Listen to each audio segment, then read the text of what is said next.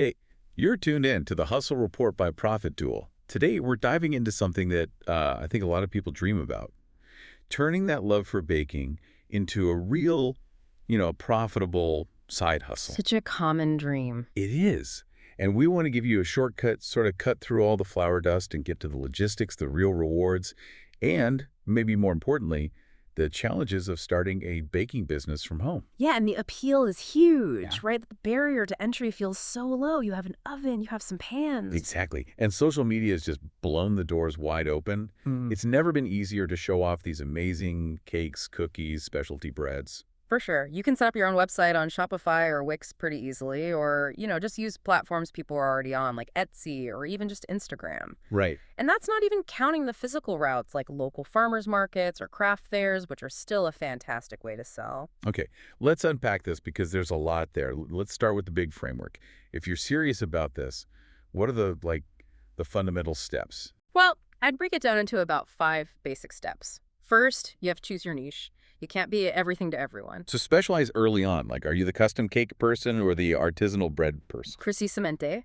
Then second, you have to develop and perfect your recipes. They need to be consistently delicious and really stand out. Okay, that makes sense. Third, and this is the big one, you set up the business. This means registration, getting any licenses or permits, and setting up a dedicated workspace, Even if it's in your own kitchen. especially if it's in your own kitchen. Then fourth, you market your products, word of mouth, social media, maybe that Shopify site we mentioned.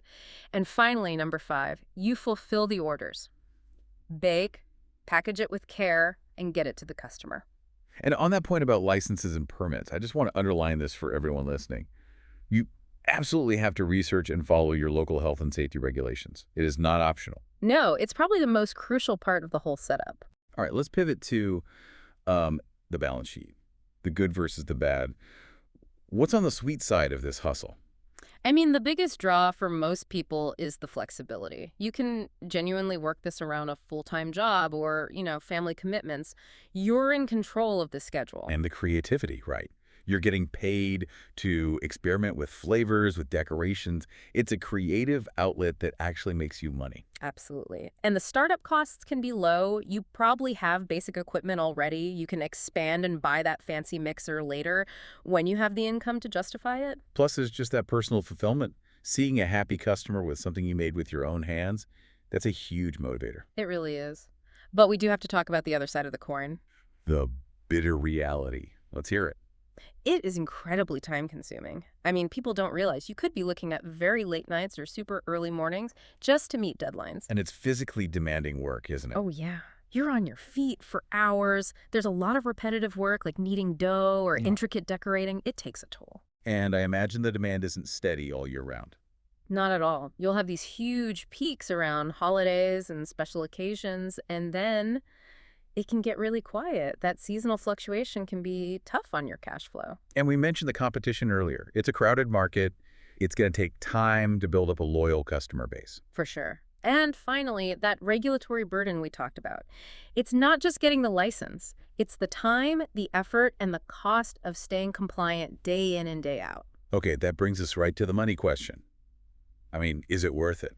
We saw a survey from the Balanced Small Business that said home bakers in the U.S. can earn an average of, $10 to $20 an hour. Yeah, $10, $20 an hour. And that's a decent starting point to think about. But it doesn't sound amazing for how much work you're describing. Right, and that's the key. That rate can definitely be higher, especially for very specialized or custom-baked goods, but it really stresses the importance of your pricing strategy. What do you mean by that? Well, you have to factor in everything. Your ingredient costs, your overhead, like packaging and electricity, and most importantly, your time. You can't just guess. So what's fascinating here is that the key to getting past that $20 an hour mark is really that specialization you mentioned at the very beginning. It is. That is how you break out of that average range. If you're the only one in town doing amazing vegan wedding cakes, you can charge a premium. Okay, so for anyone listening who is, ready to take the plunge, let's give them an actionable plan, a real step-by-step launch guide. Absolutely. Let's walk through it. I'd say there are about 7 key steps. Lay it on us. Step 1, research the market.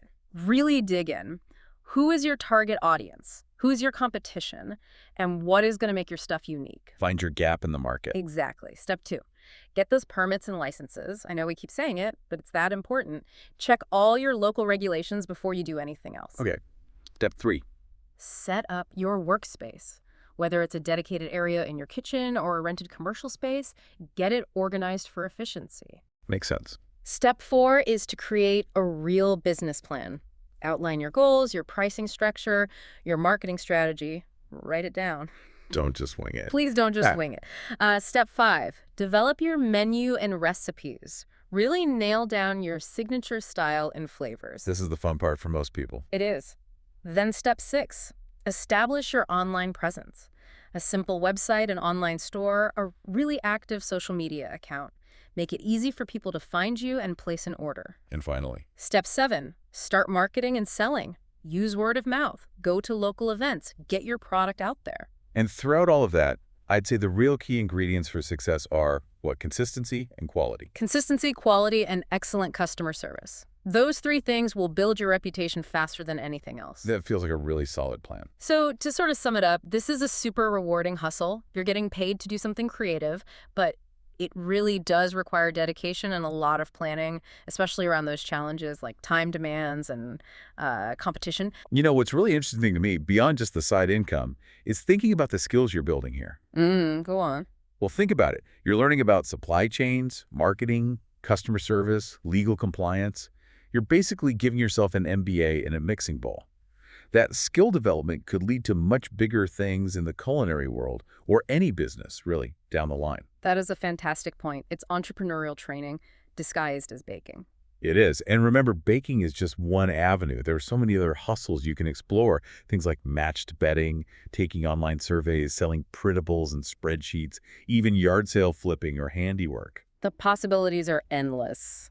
That's it for today. We'll see you back on the Hustle Report soon.